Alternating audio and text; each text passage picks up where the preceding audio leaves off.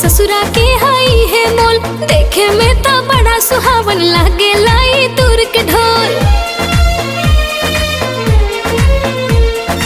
आनी बानी बोल ठोल ससुरा के हाई है मोल, देखे में तो बड़ा सुहावन लागे लाई दूर के ढोल। कबो खट्टा मीठा कबो लागेला झरहार, कबो खट्टा मीठा कबो लागेला झरहार। ससुरार के दुलार जैसे आम के अचार, ससुरार के दुलार जैसे आम के अचार।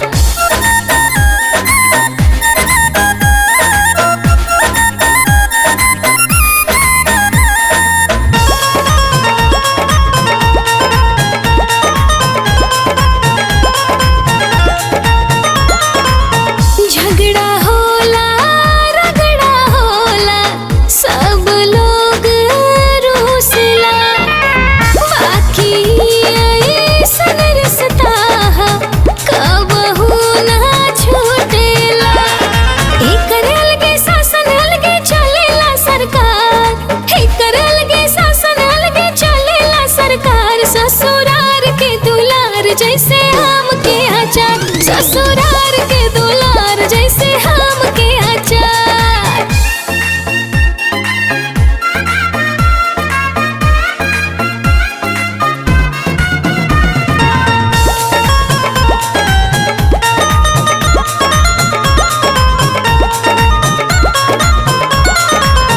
आज लेके हूँ ना समझली रिश्ता के गहराई, रहेला सबके साथे साथे बन के परछाई।